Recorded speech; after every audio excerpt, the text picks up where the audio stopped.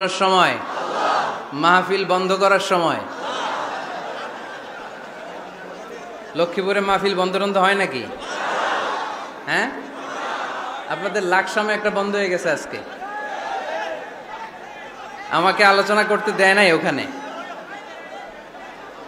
তা আমি পুলিশের আইজিপি আর ডিআইজি দিয়ে ফোন দিলাম আপনাদের লাকসামের এই যে থানার ওসিকে। তো ওসি বলে, স্যার আমাদের হাতেও নাই, এটা একেবারে উপর থেকে নিষেধ। তো এরকম ঘটনা কি লক্ষ্মীপুরে ঘটে? এরা দেশে অন্যায় জুলুম অত্যাচার বন্ধ করতে পারে না, এরা তাফসির মাহফিল বন্ধ করে দেয়।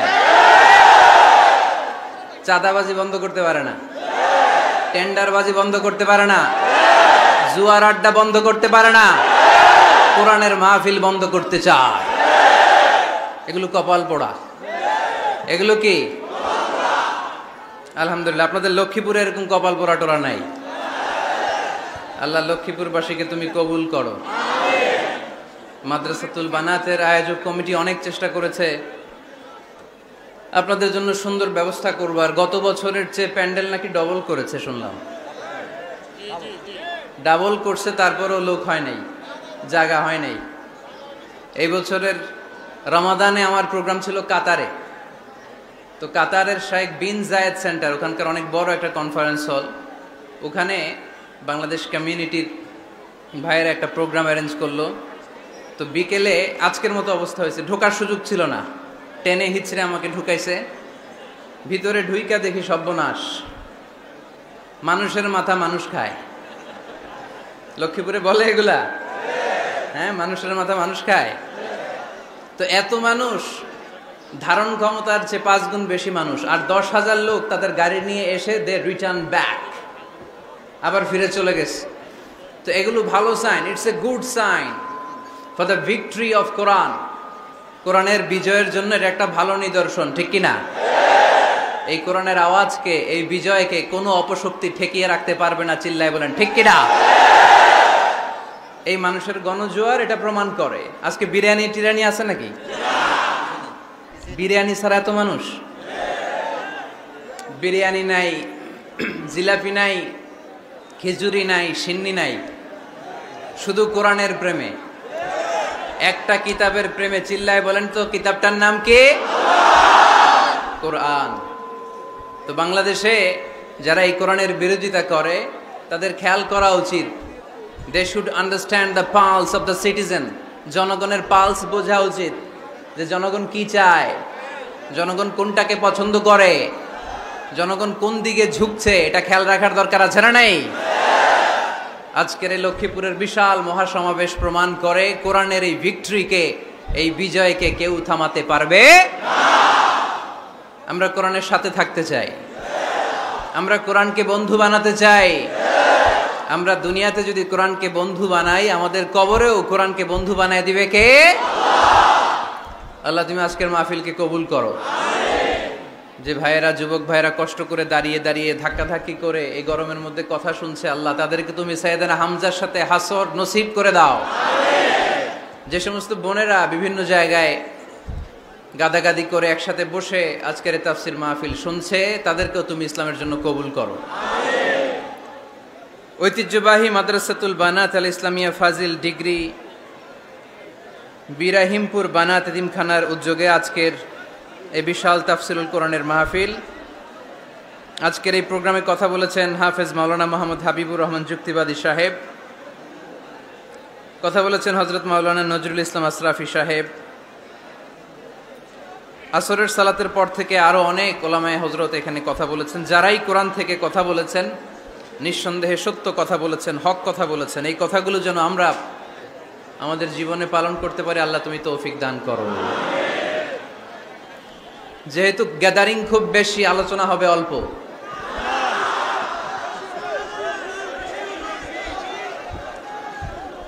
লম্বা চূড়া আলোচনা করা কিন্তু খেলাফুস সুন্নাহ, সুন্নাতের খেলাফ। বিষ্ণু ইসা ইসলাম বলেছেন, খুতাবুকুম তাবিলা ওয়া সালাওয়াতুকুম কাসীরা।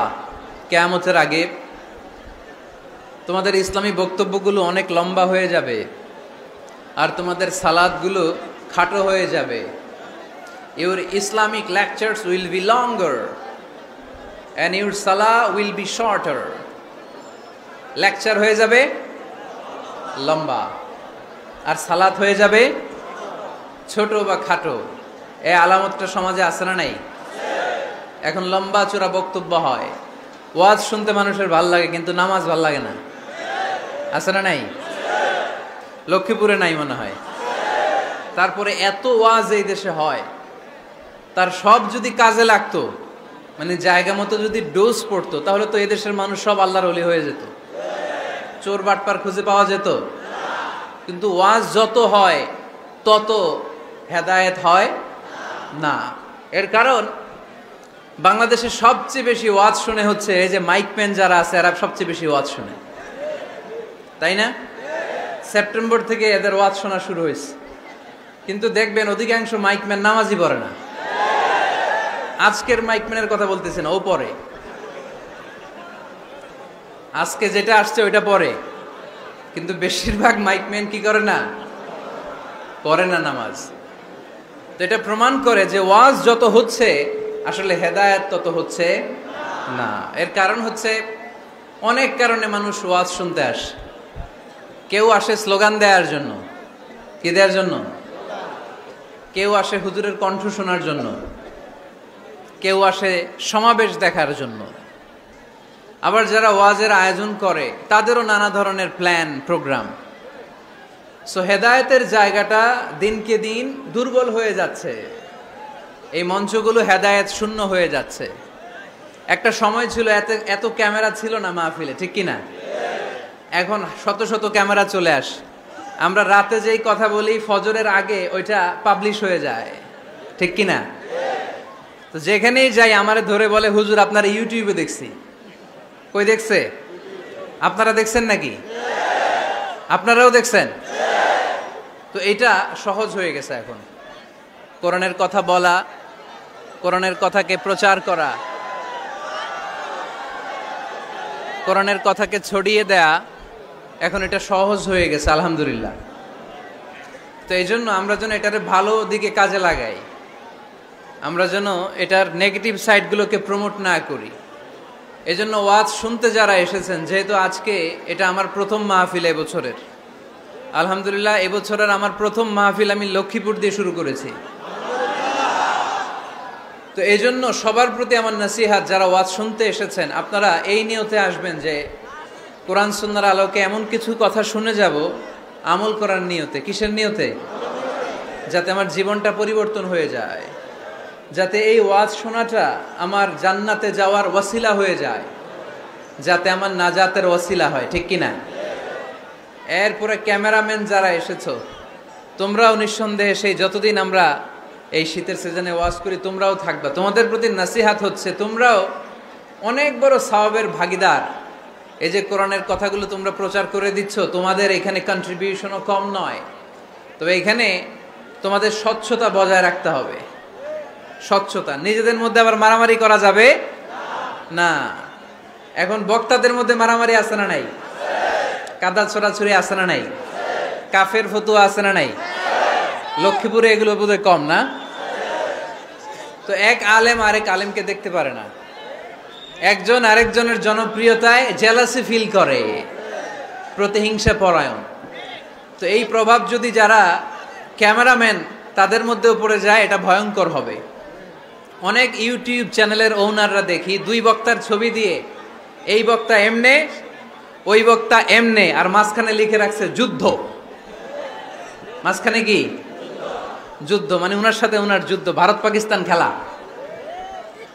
তো ইউটিউব চ্যানেলের ওনার ভাইরা যারা এসছো, তোমরা অনেক সওয়াবের ভাগীদার হবে যদি তোমরা প্রফেশনালিজম মেনটেন করে দাওয়াতের কাজ করতে পারো। আয়োজক কমিটি যারা আছে তাদেরকে আমি বলবো, আপনারাও ইখলাসের সাথে মানুষকে কোরআনের কথা শোনাবার উদ্দেশ্যে এই প্রোগ্রামগুলোর আয়োজন করবেন। তাহলে এই প্রোগ্রামগুলো থেকে অনেক মানুষ উপকৃত হবে। আর সম্মানিত ওলামায়ে কেরাম যারা এই শীতের মৌসুমে কথা বলবেন, তাদের কাছেও আমি বিনীত অনুরোধ জানাই, অন্যের পিছনে লেগে থাকবেন না। আপনার জীবনের সবচাইতে দামি বিষয় হচ্ছে আপনার সময়। আমাদের জীবনের সবচাইতে দামি জিনিস কি? আমাদের সময়। তো আপনার সময়টাই যদি আল্লাহর দেয়া, স্রষ্টার দেয়া সবচেয়ে দামি সময় যদি আপনি অন্যের পিছনে লাগিয়ে ফেলেন তো নিজের কল্যাণ করবেন কখন? এজন্য সম্মানিত ওলামা ইকরামদের বলবো, আমরা যেন বেশি বেশি স্টাডি করে কোরআন সুন্নাহর আলোকে মানুষকে কথা শোনাতে পারি, যাতে করে লোকজন উপকৃত হয়। আল্লাহ নাসিহাতগুলো যেন আমরা আমাদের জীবনে কাজে লাগাতে পারি, তুমি তৌফিক দাও। আরো জোরে পড়ি আমিন। আমি আপনাদের খেদমতে আমার খুতবার শুরুতে সূরাতু আল জুমআর 10 নম্বর আয়াত তেলাওয়াত করেছি। কয় নাম্বার শুনতেছেন? কষ্ট হচ্ছে না তো? আমি যখন প্রশ্ন করব আপনাদেরকে আওয়াজ করে উত্তর দিতে হবে। আর এই যে ছেলেরা, কথা বলো না, দোহাই লাগে তোমাদের, কথা বলো না, আওয়াজ করো না, ডিস্টার্ব করো না প্রোগ্রামের, চুপচাপ। লক্ষ্মীপুরের ছেলেরা খুব ভদ্র আমি জানি, একেবারে চুপচাপ। সূরাতুল জুমার 10 নম্বর আয়াতে আল্লাহ তাআলা আমাদেরকে কর্মচঞ্চল হতে বলেছেন, কাজ করে খেতে বলেছেন। কাজে লজ্জা নেই, লজ্জা অলসতায়। কাজে লজ্জা আছে? লজ্জা কিসে? অলসতায়, অকর্মণ্যতায়। লেজিনেস খুব খারাপ, কিন্তু অ্যাক্টিভ হওয়া, এনার্জেটিক হওয়া, এটা নবীদের সুন্নাত, ঠিক কিনা? তো এই আয়াতের মাধ্যমে আল্লাহ তাআলা গোটা বিশ্বের মানুষদেরকে কাজের প্রতি উৎসাহিত করেছেন। আল্লাহ বলেছেন, ফাইদা কুদিয়াতিস সালাতু ফান্তাশিরু ফিল আরদ আবতাগু মিন ফাদলিল্লাহ। যখন সালাত শেষ হয়ে যায় তখন তোমরা জমিনে ছড়িয়ে পড়ো, প্রত্যেকের ওয়ার্ক প্লেসে চলে যাও, কাজ করো। আবতাগু মিন ফাদলিল্লাহ, আর আল্লাহর দেয়া ফদল তালাশ করো, রিজিক তালাশ করো। মসজিদের ভিতরে রিজিক আছে? কথা কয় না। মসজিদে গেলে কি টাকা পাওয়া যায়? খাওয়া পাওয়া যায় না। খাবার উৎপন্ন করতে হয় মসজিদের বাইরে, এ জমিনে। মসজিদে গেলে রহমত পাওয়া যায়। মসজিদে গেলে কি পাওয়া যায়? এজন্য মসজিদে ঢোকার সময় আমরা কোন পা দিয়ে ঢুকি আর কি পড়ি? আল্লাহুম্মা ইফতাহলি আবওয়াবা রাহমাতিক, আল্লাহুম্মা ইফতাহলি আবওয়াবা রাহমাতিক। আমরা বলি, হে আল্লাহ, আপনি আপনার রহমতের দরজা আমাদের জন্য খুলে দেন। সুবহানাল্লাহ পড়েন। এই দোয়া থেকে বোঝা গেল মসজিদে ঢুকলে কি পাওয়া যায়? সবাই বলতে হবে, কি পাওয়া যায়? মসজিদে ঢুকলে রহমত পাওয়া যায়, আর মসজিদ থেকে বের হলে রিজিক পাওয়া যায়, ফদল পাওয়া যায়। ফদলের আরেক অর্থ হচ্ছে রিজিক। এজন্য মসজিদ থেকে যখন বেরোই কোন পা দিয়ে বেরোই আর কি পড়ি? আল্লাহুম্মা ইন্নী আসআলুকা মিন ফাদলিক। হে আল্লাহ, আপনার কাছে আমি আপনার ফদল চাই, রিজিক চাই। এই ফদলের কথাই আল্লাহ কোরআনে বললেন, ফাইযা কুদিয়াতিস সালাতু ফান্তাশিরু ফিল আরদি ওয়াবতাগু মিন ফাদলিল্লাহ ওয়াযকুরুল্লাহা কাসীরান লাআল্লাকুম তুফলিহুন। সুবহানাল্লাহ পড়েন। আল্লাহ ডেকে বললেন, গোলাম যখন সালাত শেষ হয়ে যায় জমিনে ছড়িয়ে পড়ো, মসজিদে বসে থেকো না। আদেশটা কার? সালাত যখন শেষ মসজিদে বসে থাকার দরকার নাই, জমিনের মধ্যে ছড়িয়ে ছিটিয়ে পড়ো। ওয়াবতাগু মিন ফাদলিল্লাহ, আমার ফদল তালাশ করো, আমার রিজিক তালাশ করো, বেশি বেশি আমাকে স্মরণ করো। সুবহানাল্লাহ পড়েন। তার মানে ইসলামের বিধান হচ্ছে, যখন সালাতের সময় হবে আপনি মসজিদে যাবেন, আবার সালাত শেষ আপনি আপনার কাজে চলে যাবেন। when you are done with your salah spread out to your workplace। কাজ শেষ তো আপনার কর্মস্থলে চলে যান। এটা হচ্ছে ইসলামের নিয়ম। নামাজের আজান যখন হবে সবাই মসজিদে ঢুকবে, সালাম ফিরিয়ে নামাজ শেষ সবাই মসজিদ থেকে বের হয়ে যাবে। শিক্ষক চলে যাবে স্কুলে, কৃষক চলে যাবে ফসলের খেতে, ব্যবসায়ীরা চলে যাবে শপিং মলে, মেম্বার অব দ্য পার্লামেন্ট চলে যাবে সংসদ ভবনে। যে যার কাজের মধ্যে সে তাড়াতাড়ি ইনভলভ হয়ে যাবে। সালাত শেষ, কাজে ঝাঁপিয়ে পড়ো। আদেশটা কার? তাহলে ইসলামে ইবাদতের অ্যাটিটিউডটা বুঝতে পারছেন? কাজের সময় কাজ, নামাজের সময় আওয়াজ করে বলেন, কাজের সময় নামাজের সময়। সুন্দর হয়েছে না বিষয়টা? ফাইদা কুদিয়াতিস সালাতু ফান্তাশিরু ফিল আরদ। যখন তোমাদের সালাত শেষ তখন জমিনে ছড়িয়ে পড়ো। জমিনটাকে আল্লাহ আমাদের জন্য উর্বর বানিয়েছেন। জমিনে বীজ রোপণ করে দিলেই এখানে ফসলের ব্যবস্থা করে দেয় কে? ওয়াল্লাযী জাআলা লাকুমুল আরদা যালুলান ফামশু ফি মানাকিবিহা ওয়া কুলু মির রিজকি ওয়া ইলাইহিন নুশুর। তিনি তো এমন সত্তা যিনি তোমাদের জন্য জমিনটারে ফ্ল্যাট বানিয়ে দিয়েছেন, সমতল বানিয়ে দিয়েছেন। এই জমিনের অলিতে গলিতে, বনে বাদারে, রাস্তায়, সাগরে, পাতালে, পাহাড়ে, বিভিন্ন জায়গায় তোমরা ঘুরে বেড়াও, সেখানে যে আমি আল্লাহর রিজিক তালাশ করো। সুবহানাল্লাহ। এই জমিনটাকে আল্লাহ সাহালাতুল মাসালেক, চলার জন্য সহজ বানিয়ে দিয়েছেন, ফ্ল্যাট। বিমান থেকে এটা খুব সুন্দর দেখা যায়, জমিনটা খুব ফ্ল্যাট দেখা যায়, সমতল। এই সমতল হওয়ার কারণে এখানে চাষাবাদের সুযোগ সুবিধা করে দিয়েছে কে? তাহলে বোঝা গেল এই জমিনটা সমতল এবং উর্বর, ভেরি ফার্টাইল ল্যান্ড। আমাদের সালাত শেষ, আমরা কাজে চলে যাব, আবার আজান হলে মসজিদে ঢুকে যাব। এটাই হচ্ছে ইসলামের নিয়ম। সাইয়েদনা ওমর ফারুক যখন মসজিদে নববীর ইমাম, তিনি ইয়ামান দেশের কিছু লোকদের সাথে সাক্ষাৎ করলেন। কোন দেশের? ইয়ামান, যুদ্ধ বিধ্বস্ত একটা দেশ এখন। প্রাচীন নগরী হাদ্রামাউত বা আলাবাক, এই ইয়ামান দেশের কিছু লোকের সাথে তিনি সাক্ষাৎ করলেন। তারা গোল হয়ে বসে থাকে, নামাজের পরে যায় না, বসে বসে সুবহানাল্লাহ পড়ে, আলহামদুলিল্লাহ পড়ে জিকির করে। ওমরে ফারুক ভাবলেন দেখি পরের ওয়াক্তে কি হয়। উনি আসরের নামাজে ইমামতি করতে আসলেন, এসে দেখলেন ইয়ামানের লোকেরা মসজিদের বারান্দায় আশেপাশে বসে আছে, সবাই যায়, এরা যায় না। মাগরিবের সালাতে উনি ইমামতি করতে আসলেন, ওমরে ফারুক নামাজ শেষ করে দেখলেন সবাই চলে যায়, কিন্তু ইয়ামানের লোকগুলো যায় না। এশার সালাত পর্যন্ত তিনি ওয়েট করলেন। এশার নামাজ পড়ে চলে যাওয়ার সময় ওমরে ফারুক দেখলেন সবাই নামাজ পড়ে কাজে চলে যায়, কিন্তু ইয়ামান দেশের লোকগুলো যায় না। ওমরে ফারুক বললেন, মা বালুকুম মা খাতবুকুম, ঘটনা কি? কি হয়েছে তোমাদের? সবাই নামাজ পড়ে চলে যায়, কাজে যায়, তোমরা যাও না কেন? এখানে কি করো? ইয়ামানিরা বলতে শুরু করলো, নাহনু আল মুতাওয়াক্কিলুনা আলাল্লাহ, আমরা এখানে আল্লাহর উপর তাওয়াক্কুল করে বসে আছি।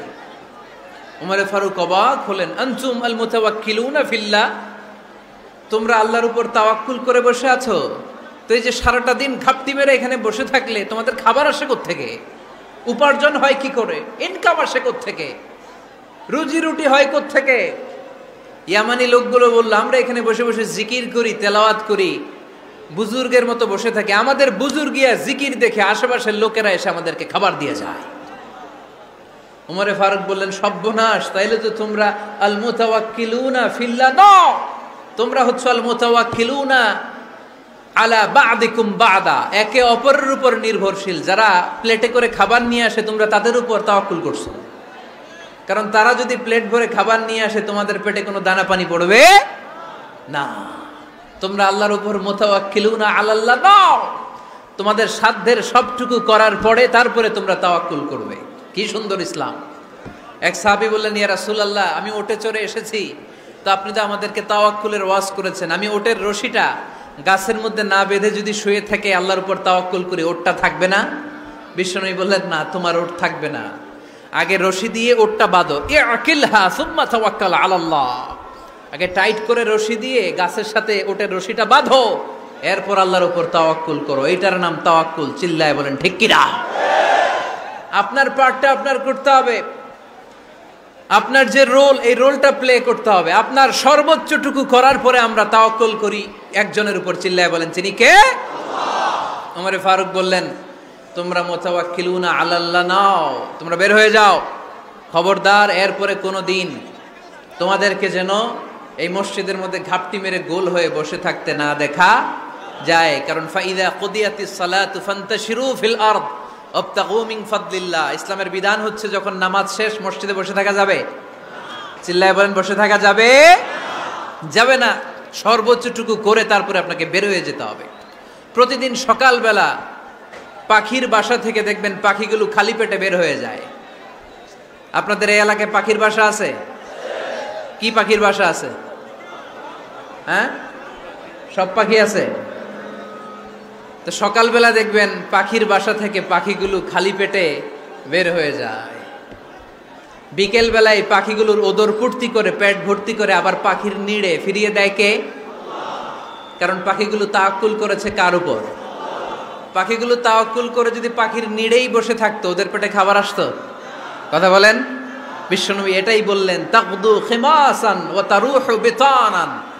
তোমরা যদি পাখির মতো তাওয়াক্কুল করো, মানে আল্লাহর উপর তাওয়াক্কুল করে জমিনে বের হয়ে যাও, তোমাদেরও রিজিকের দায়িত্ব নিয়ে নিবে কে? সকালবেলা প্রতিটা পাখি না খেয়ে বের হয়ে যায়।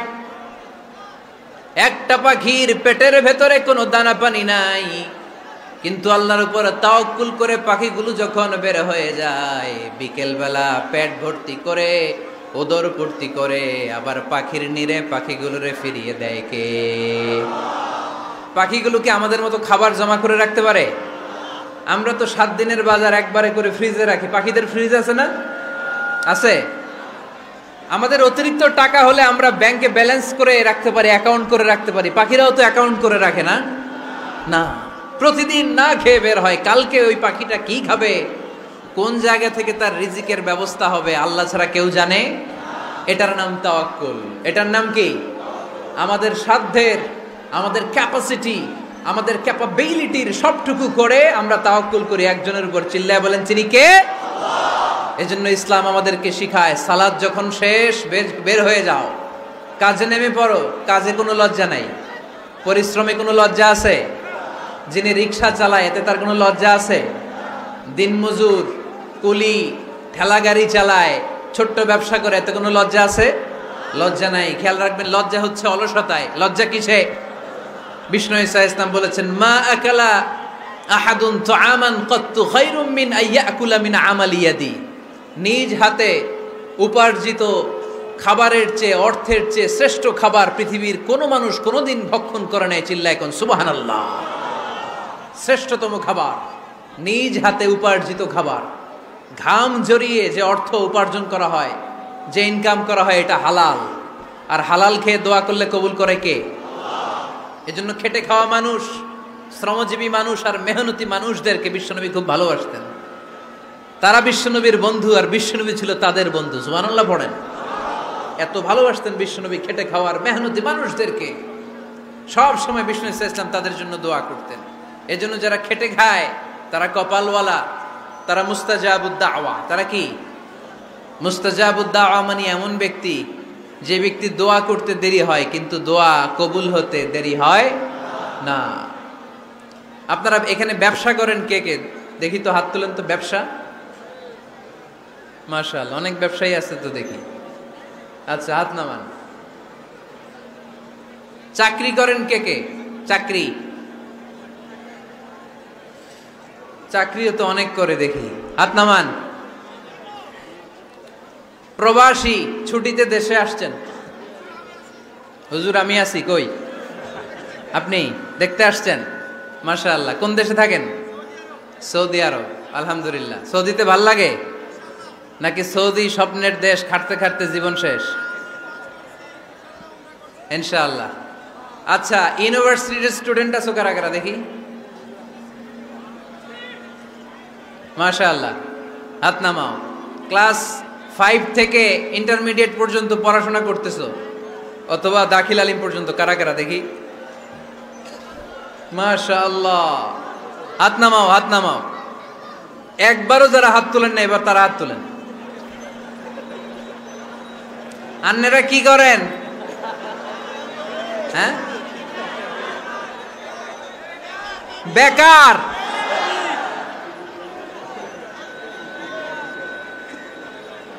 বাংলাদেশে চাকরির বাজার খুব মন্দা, ঠিক কিনা? বাংলাদেশ ইন্ডিয়াতে চাকরি পেতে অনেক কষ্ট। সামান্য একটা পদের জন্য যেখানে চেয়েছে ক্লাস 8 পাস, এখানে ডবল মাস্টার ডিগ্রি অ্যাপ্লাই করছে কয়েক লক্ষ। এজন্য আমাদেরকে উদ্যোক্তা হতে হবে। You have to be the entrepreneur. আমাদের উদ্যোক্তা দরকার, বেশি বেশি নতুন নতুন উদ্যোক্তা।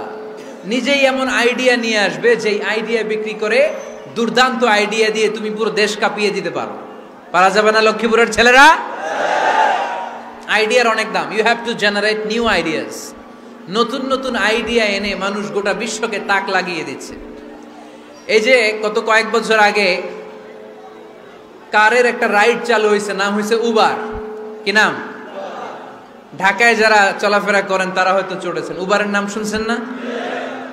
এই উবার কোম্পানি কি করে জানেন? নিজেদের ব্যবসা নাই, পুঁজি নাই, পাত্তি নাই, অফিস নাই, কিচ্ছু নাই, কোটি কোটি টাকা হাতায় নিচ্ছে। Just idea, just they are generating new ideas. নতুন নতুন আইডিয়া দিয়ে গোটা বিশ্ব কাঁপিয়ে নিয়েছে একটা মোবাইল অ্যাপসের মাধ্যমে। কিসের মাধ্যমে? Mobile apps. একটা কোম্পানি খুলেছে, গোটা বিশ্বের সব প্রাইভেট কারওয়ালারা ওইখানে রেজিস্ট্রেশন করে আপনি মোবাইলে কোথায় যাবেন, কোত্থেকে যাবেন লিখবেন, গাড়ি আপনার বাড়ির সামনে এসে হাজির। তার একটা পার্সেন্টেজ ওই উবার কোম্পানি পায়। ইউনাইটেড স্টেটস অফ আমেরিকার একটা স্টেট আছে সান ফ্রান্সিসকো, ওইখান থেকে শুরু করছে। 775টা সিটিতে ওদের অপারেশন আছে। বাংলাদেশে ঢাকাতেও আছে, আমি মালয়েশিয়াতে থাকি, ওখানেও আছে, ওখানেও আমরা চড়ি। প্রায় 63টা দেশে ওদের কাজ বাজ আছে। গত বছরে 2018 সালে ওদের প্রফিট ছিল, রেভিনিউ ছিল 11.27 billion US dollar, 11.27 US billion dollar. Just they are selling their ideas. নতুন নতুন আইডিয়া দিয়ে গোটা বিশ্ব কাঁপাচ্ছে। এই উবার যখন চালু হলো, আমি তখন মালয়েশিয়ায়, শুনলাম বাংলাদেশে নতুন আর একটা বাইর হইছে, পাঠাও। কি নাম? এটা বোধহয় সারা বাংলাদেশ ব্যাপী হয় নাই, 3টা জায়গায়, সিলেটে, চট্টগ্রামে আর ঢাকায়। এরা আরো চালাক। বাংলাদেশের ছেলেপেলেদের মাথায় চিকন চিকন অনেক বুদ্ধি। এরা ভাবলো এই উবার দিয়ে আর আমরা কত আগাবো, আমাদের গাড়ি আরো ছোট করতে হবে। এরা মোটরসাইকেল রাইড দেওয়া শুরু করছে। জ্যামের শহর ঢাকা, চিপা চাপা দিয়া এরা আপনারা নিয়ে জায়গা মতো পৌঁছায় দিবে। তো এই যে উবারের পরে আমাদের ছেলেরা বানাইলো পাঠাও। এরপরে কত কিছু বানাচ্ছে ছেলেপেলেরা, আমি তো এগুলো দেখে অবাক। রকমারি.com নাম শুনছো? বিক্রয়.com নাম শুনছো? ঘরে বসে বসে কোটি কোটি টাকা হাতিয়ে নিচ্ছে তারা। Just they are selling their ideas. যেহেতু আমাদের চাকরি কম, ওই চাকরির বাজারে আমরা লাইন দিতে চাই না। আমাদের মেধাকে খাটিয়ে খাটিয়ে আমরা নতুন তরুণ উদ্যোক্তা বানাতে চাই। চিল্লায় বলো ঠিক কিনা? উদ্যোক্তা যত বাড়বে ততই দেশের কল্যাণ হবে। মানুষ তাদের আইডিয়াকে কাজে লাগিয়ে গোটা বিশ্বকে তাক লাগিয়ে দিচ্ছে। আমরা আমাদের সমতল ভূমিতে চাষ করতে চাই না। মালয়েশিয়াতে একটা এলাকা আছে ক্যামেরুন হাইল্যান্ড, ওরা পাহাড়ের মধ্যে চাষাবাদ করে গোটা মালয়েশিয়ার খাদ্যদ্রব্যের অভাবকে মুক্ত করে দিয়েছে। পাহাড়ের মধ্যে ওখানে ফুলের বাগান, ক্যামেরুন হাইল্যান্ড প্রায় 6000 ফিট উঁচু, প্রচন্ড ঠান্ডা। এই ঠান্ডা পাহাড়ে হিল ট্রাক্স এরিয়াতে মালয়েশিয়ার এই ক্যামেরুন হাইল্যান্ডে ওখানে আছে ফুলের বাগান, আছে ফলের বাগান, আছে চায়ের বাগান, ওখানে মধুর চাষ হয়, ওখানে শাকসবজি চাষ হয়, ওখানে অনেক কিছু চাষাবাদ হয়। ওই ফলমূল শাকসবজি দিয়ে গোটা মালয়েশিয়ার 14টা স্টেটে যত শাক সবজি ফলমূল লাগবে ওরা আঞ্জাম দেয়। আর আমরা আমাদের সমতল ভূমিতে চাষ করতে চাই না। আমরা চাষাবাদকে খুব লজ্জা মনে করি। এটা ভুল আইডিয়া। আমাদের যে এলাকা যেই জিনিসের জন্য বিখ্যাত ওইটাকে আমাদের ব্র্যান্ডিং করতে হবে। লক্ষ্মীপুর কিসের জন্য বিখ্যাত? নারিকেল সুপারি। নারিকেল সুপারি যে পৃথিবীর কত মানুষ, ইন্দোনেশিয়ান লোকেরা মুড়ির মতো খায় নারিকেল আর সুপারি। তো এইটারে আমাদের ব্র্যান্ডিং করতে হবে। যেই দেশে যেটা আছে, যে এলাকা যেই পণ্যের জন্য বিখ্যাত ওইটা আমাদের ব্র্যান্ডিং করতে হবে। আমাদের আদমজির জুট মিল বন্ধ না? ভাওয়ানি জুট মিল বন্ধ। আমাদের পাট শিল্পকে ধ্বংস করে দিয়ে ইন্ডিয়া এখন ওই কটনের পাঞ্জাবি বানায়, জুট কটনের পাঞ্জাবি। আছে না নাই? পুরা বাংলাদেশের মার্কেট এই জুট কটনের পাঞ্জাবি দিয়ে সয়লাভ। আমাদের বাংলাদেশের পাট দিয়ে যদি আমরা মিহি পাঞ্জাবি বানাতে পারতাম, গোটা বিশ্ববাজারকে আমরা দখল করে নিতে পারতাম। ঠিক কিনা? এজন্য আমাদেরকে নতুন নতুন আইডিয়া জেনারেট করতে হবে। চাকরির পিছনে বসে থাকলে চলবে না। আর আজান যদি হয়ে যায় ছুটে যাব মসজিদে, আর নামাজ শেষ হলে আমরা আমাদের কাজের দিকে চলে যাব। চিল্লায় বলেন ঠিক কিনা? যেটাই করব আমরা ভালোভাবে করব। আল্লাহ বলেছেন লিয়াবলুয়াকুম আইয়ুকুম আহসানু আমালা। লক্ষ্মীপুরের ভাইয়েরা আওয়াজ করে উত্তর দেন, আওয়াজ করে উত্তর দিতে হবে। জান্নাতে যেতে হলে 100তে কত নাম্বার পেতে হবে? হ্যাঁ, হয় নাই 51। কি নাম তোমার? হ্যাঁ, ফরহাদ। জান্নাতে যেতে হলে 100তে আমার দরকার 51। 100তে কত লাগবে? ফাআম্মা মান সাকুলাত মাওয়াজিনুহু ফাহুয়া ফি আইশাতির রাদিয়া। সেদিন মিজানের পাল্লা যার ভারী হয়ে যাবে সে আনন্দ উৎসবে থাকবে। তো মিজানের পাল্লা ভারী হওয়ার জন্য 100তে আমার কত পাওয়া লাগবে? কত পাওয়া লাগবে? 51 পেলেই হয়ে যাবে। এজন্য আল্লাহ বলছেন লিয়াবলুয়াকুম আইয়ুকুম আহসানু আমালা, যেটাই করবে ভালোভাবে করবে। আল্লাহ এটা পরীক্ষা করতে চান যে আমরা ভালোভাবে কে কতটুকু আমল করেছি। যারা আরবি বোঝেন আলেম ওলামা আপনারা জানেন এখানে আল্লাহ বলেননি লিয়াবলুয়াকুম আইয়ুকুম আকসারু আমালা। আল্লাহ এটা দেখতে চান যে তোমাদের মধ্যে থেকে কে বেশি আমল করে, এটা বলছে আল্লাহ বলে নাই। আল্লাহ বলেছে লিয়াবলুয়াকুম আইয়ুকুম আহসানু আমালা, যে ভালো করে করে। এজন্য আমরা যাই করি না কেন কি করে করব? আওয়াজ করে বলতে হবে, কেমন করে করব? যে কোনো কাজ করো না ভাই, যে কোনো কাজ করো তা যেন হয় সবার চেয়ে সবচেয়ে সুন্দর। পড়েন, যে কোনো কাজ করো না ভাই, যে কোনো কাজ করো তা যেন হয় সবার চেয়ে সবচেয়ে সুন্দর। পড়েন, যে কোনো কাজ করো না ভাই, যে কোনো কাজ করো তা যেন হয় সবার চেয়ে সবচেয়ে সুন্দর। হোক না সেটা পড়া লেখা, রঙের ভাষায় ছবি আঁকা। পড়েন, হোক না সেটা পড়া লেখা, রঙের ভাষায় ছবি আঁকা। হোক না সেটা সামান্য কাজ কিংবা মহত্তর, তা যেন হয় সবার চেয়ে সবচেয়ে সুন্দর। যে কোনো কাজ করো না ভাই, যে কোনো কাজ করো তা যেন হয় সবার চেয়ে সবচেয়ে সুন্দর। চিৎকার করে বলেন ঠিক কিনা? আমরা যেটাই করি না কেন এটা ভালো করে করার দরকার আছে না নাই? এজন্য কাজে আর শ্রমে কোনো লজ্জা নাই। লজ্জা হচ্ছে অলসতায়। লজ্জা কিসে? অলসতায়। বিষ্ণু ঈসা ইসলামের কাছে এক সাহাবী এসে বলল, ইয়া রাসূলুল্লাহ আ'তিনি শাইআন, আপনি আমাকে কিছু দান করেন, আমার কিছুই নাই। বিষ্ণু বললেন, তোমার কিছু নাই? সাহাবী বললেন, ইয়া রাসূলুল্লাহ ঘরে আমার শুধু দুইটি জিনিস আছে। কয়টা? চিল্লায় বলেন কয়টা? এক হচ্ছে একটা জামা, দুই হচ্ছে পানি খাওয়ার একটা জগ। বিষ্ণু বললেন, এই দুইটাই নিয়ে আস।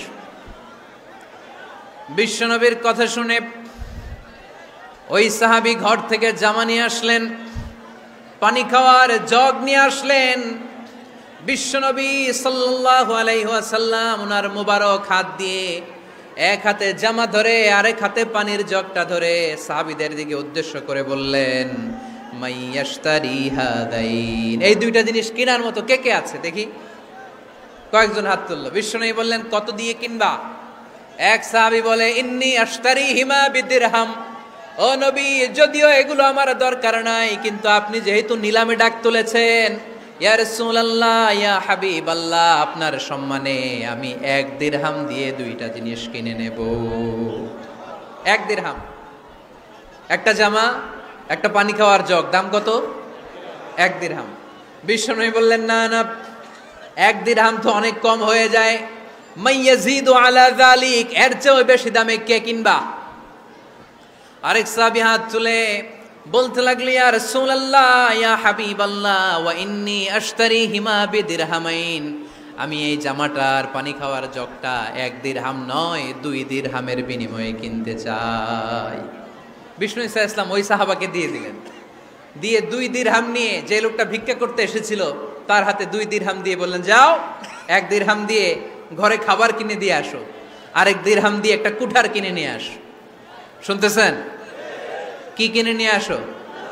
কুঠার দিয়ে কি করে? গাছ কাটে। ওই সাহাবী কুঠার কিনে নিয়ে আসার পরে বিশ্বনবী নিজ হাতে কুঠারের মধ্যে একটা কাঠের হাতল লাগাই দিলেন। আল্লাহু আকবার। হাতল ছাড়া কুঠার ইউজ করা যাবে? বিশ্বনবী নিজ হাতে ওই কুঠারের ভেতরে একটা হাতল লাগাই দিলেন আর বললেন, লা উরিদু আন আরাকা 15 আইয়াম, এই কুঠার নিয়ে জঙ্গলে যাও, গায়ে অনেক শক্তি আছে, কাঠ কাটো, এই কাঠ কেটে বাজারে বিক্রি করো, সামনের 15 দিন যেন আমি আমার চোখের সামনে তোমার না দেখি। বিশ্বনবীর পরামর্শ অনুযায়ী কুঠার নিয়ে ওই সাহাবী জঙ্গলে চলে গেলেন। কাঠ কেটে বাজারে বিক্রি করতে করতে 15 দিন পরে 10 দিরহাম নিয়ে বিশ্বনবীর দরবারে হাজির হয়ে গেলেন। 10 দিরহাম নিয়ে বিশ্বনবীর কাছে হাজির হয়ে গেলেন। সাহাবী এসে বলল, ইয়া রাসূলুল্লাহ এখন আর আমার ভিক্ষা করা লাগে না, আমার গায়ে অনেক শক্তি আল্লাহ দিয়েছে, আই এম ভেরি এনার্জেটিক, আপনার দেয়া বরকতের কুঠার দিয়ে আমি কাঠ কেটে কেটে স্বাবলম্বী হতে শুরু করেছি। সুবহানাল্লাহ পড়েন। আমি এখন 10 দিরহামের মালিক। বিশ্বনবী বললেন, লা আইয়াহতাতিবা আহাদুকুম হুজমাতান আলা যাহরিহি খায়রুম মিন আইয়াসআলা শাইআন ফায়ু'তিয়াহু আও ইয়ামনাহু। যাদের গায়ে শক্তি আছে তারা ভিক্ষা না করে কাঠ কেটে পিঠে সেই বোঝা নিয়ে বাজারে বিক্রি করা অনেক ভালো। কারণ কারো কাছে যদি তুমি হাত পাতো সে দিতেও পারে, নাও দিতে পারে। আর কষ্ট করলে কষ্ট কোনোদিন বৃথা যায় না। চিল্লায় বলেন ঠিক কিনা? বিষ্ণু ইসা ইসলামের অনুপ্রেরণায় এই সাহাবা অল্প কিছুদিনের ব্যবধানে স্বাবলম্বী হয়ে গেলেন। What is the moral of the story? বিশ্বনবীর এই প্রফেটিক স্টোরি থেকে আমাদের কি শিক্ষা? লেসন নাম্বার 1, বিশ্বনবী চাইলেই ওই 2 দিরহাম দিয়ে বলতে পারতো যাও খাবার দাবার কিনে ফ্যামিলিতে দিয়ে আসো। সে ওই 2 দিরহাম নিয়ে খাবার দাবার কিনে ফ্যামিলিকে খাইয়ে রাত্রে আবার ভিক্ষায় নামতো। কথা কন, রাত্রে কি করতো? ভিক্ষায় নামতো। বিষ্ণু ইসা ইসলাম তাকে কাজ করে খাওয়ার জন্য উৎসাহ দিলেন। পাশাপাশি বিষ্ণু ইসা ইসলাম পার্মানেন্ট সলিউশন দিলেন। এজন্য পার্মানেন্ট সলিউশনের ব্যবস্থা করতে হবে। অনেকে আমরা যাকাত দেই, জাকাতের শাড়ি দেই, জাকাতের লুঙ্গি দেই, আছে না নাই? লক্ষ্মীপুরে এরকম দেয় নাকি? কি দেয়? হ্যাঁ, গাড়ি গাড়ি দেয়, শাড়ি না। জাকাতের শাড়ি, জাকাতের লুঙ্গি বলতে কোনো কথা ইসলামে নাই। এগুলো খুব কম দামি শাড়ি, যাদেরকে এগুলো দেয়া হয় তাদেরকে অপমান করা হয়, ঠিক কিনা? আল্লাহ বলেছেন ওয়ালাকাদ কাররামনা বানি আদম, I have dignified the status of the sons of Adam. আমি আদমের সব সন্তানদেরকে সম্মানিত করেছি। সুবহানাল্লাহ পড়েন। আপনাদের চেয়ে সম্মানিত কেউ আছে? মানুষের চেয়ে সম্মানিত গোটা বিশ্বে আর কোনো মাখলুকাত আছে? নাই। এজন্য জাকাতের শাড়ি দেয়া যাবে না, জাকাতের লুঙ্গি দেয়া যাবে না। জাকাতের শাড়ি আপনারা দেখছেন? এটারে একবার ধোয়ার পরে দ্বিতীয়বার পরা যায় না। মশারি কি পাতলা, এর চেয়েও পাতলা। এই জন্য জাকাতের শাড়ি, জাকাতের লুঙ্গি বলতে ইসলামে কোনো পরিভাষা নাই। আপনাকে স্বাবলম্বী করে দেওয়ার চেষ্টা করতে হবে। যারা লক্ষ্মীপুর জেলায় বিজনেস ম্যাগনেট আছেন তারা একসাথে হয়ে একটা স্ট্রং জাকাত ম্যানেজমেন্ট প্ল্যাটফর্ম করতে পারেন, যেখান থেকে আপনারা বিভিন্ন থানায়, বিভিন্ন গ্রামে বাছাই করে করে কিছু ভাইদেরকে জাকাত দিতে পারেন স্বাবলম্বী করার উদ্দেশ্যে। যেই ফ্যামিলিকে আছে, কি নাম এটার? পল্লী উন্নয়ন ক্লাব। মাশাআল্লাহ, জাকাত ফান্ড দিয়ে বিদেশে লোক পাঠায়। এর চেয়ে সুন্দর পদ্ধতিতে জাকাত বিতরণ আর হতে পারে? যেই লোকটাকে, যেই ছেলেটাকে বিদেশে পাঠানো হয়েছে, ওই ফ্যামিলিটা আর কোনোদিন জাকাতের শাড়ি নেওয়ার জন্য লাইনে দাঁড়াবে?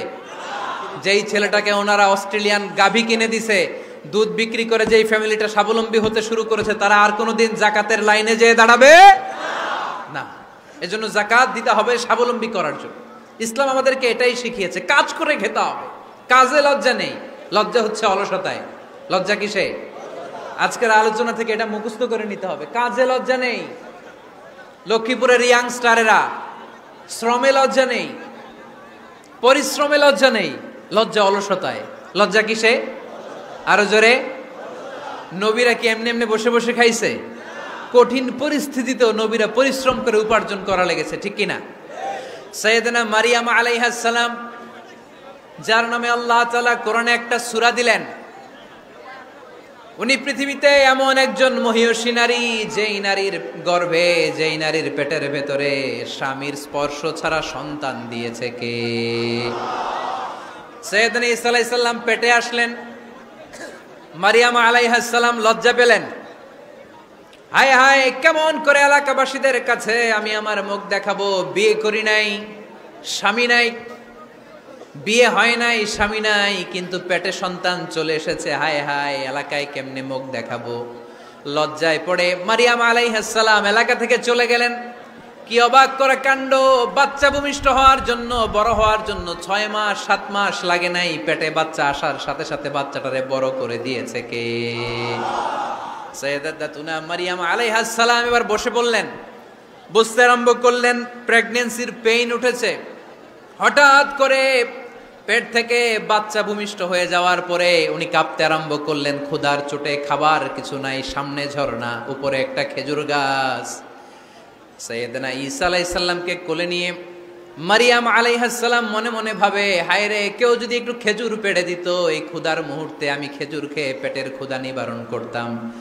রব্বুল আলামিন মারিয়ামকে উদ্দেশ্য করে আয়াত নাজিল করে দিলেন, ওয়া হুজ্জি ইলাইকি বিজিযইন নাখলাতি তুসাকিত আলাইকি রতবান জানিয়া। কোরআন সাক্ষী, হুজ্জি ইলাইকি বিজিযইন নাখলা, এর মানে হচ্ছে মারিয়াম কেউ পেড়ে দিবে না, একটু কষ্ট করে হাতটা উঁচু করে খেজুরের ডালা ধরে ঝাঁকুনি মারো, টসটসে কাঁচা পাকা খেজুর নিচের দিকে পড়বে, তারপর তুমি তুলে খাবে। সুবহানাল্লাহ পড়েন। আল্লাহ চাইলে অটোমেটিক্যালি কারামাত হিসেবে খেজুরগুলো নিচে ফেলতে পারতেন না? কথা কোন? খেজুরগুলো অটোমেটিক্যালি নিচের দিকে পড়ছে? পড়ে নাই। আল্লাহ শিক্ষা দিয়েছে, যেই পরিস্থিতিতে থাকো না কেন তোমাকে শ্রম ব্যয় করে কষ্ট করে তোমার উপার্জন করতে হবে, রিজিকের বন্দোবস্ত করতে হবে। চিল্লায় বলেন ঠিক কিনা? ইসলাম আমাদেরকে এটাই শিখিয়েছে, কাজে লজ্জা নাই। আবার বিশ্বনবী বললেন, ইন খামাতিস সাআ ওয়া ফি ইয়াদি আহাদিকুম ফাসিলাতুন, তোমাদের কারো হাতে যদি একটা চারা বীজ থাকে, সে যদি দেখে কিয়ামত হতে শুরু করেছে, ফাইন ইসতাতা আন ইয়াগরিসাহা ক্বাবলা আন তাকুমাস সাআ ফালইয়াগরিসহা, কারো হাতে একটা চারা বীজ নিয়ত করেছে চারা বীজটা রোপণ করবে, ইন দ্য মিন টাইম দেখলো কিয়ামত হতে শুরু করেছে, বিশ্বনবী বললেন যদি তোমার সুযোগ থাকে কিয়ামত হওয়ার আগে চারা বীজটা রোপণ করে দাও। কথা বুঝতে পেরেছেন? আপনার হাতে একটা চারা বীজ, আপনি প্ল্যান করেছেন এই চারা বীজটা রোপণ করবেন, ইন দ্য মিন টাইম দেখলেন কি হওয়া শুরু হয়েছে, ইযা জুলজিলাতিল আরদু জিলজালাহা, দ্য বিগেস্ট আর্থকোয়েক, ভূমিকম্প শুরু হয়েছে, কিয়ামত হয়ে যাবে। বিশ্বনবী বললেন কিয়ামত হইতেছে ওদিকে, আর তোমার হাতে যদি চারা বীজ থাকে দেরি করো না, কিয়ামত তোমার কাছ পর্যন্ত আসার আগে সুযোগ পেলে চারা বীজটা রোপণ করে দাও। ইসলাম শিখিয়েছে শেষ নিঃশ্বাস পর্যন্ত তোমাকে লড়ে যেতে হবে। এই পৃথিবীতে কেউ কাউকে জায়গা করে দেয় না, জায়গা করে নিতে হয়। এই পৃথিবীটা, the life is not a bed of roses, এটা ফুল বিছানো কোনো ফুল সজ্জা নয়, এটা কণ্টকাকীর্ণ। কেউ আপনার স্পেস করে দিবে না, কেউ আপনাকে সুযোগ করে দিবে না, কেউ আপনার জায়গা করে দিবে না, বরং আপনি জায়গা করে নিলে টাইনা নিচে নামাবে। কথা বলেন? এজন্য কখনো অলসতাকে স্থান দেয়া যাবে। রসুল বাত্তালি দুক্কানু শয়তান, অলস মস্তিষ্ক শয়তানের আড্ডা। অলস যদি কেউ থাকে এটারে টেনে বেঁধে কাজে নামাবেন, পারা যাবে? আলহামদুলিল্লাহ লক্ষ্মীপুরে এরকম অলস ছেলে পেলে নাই।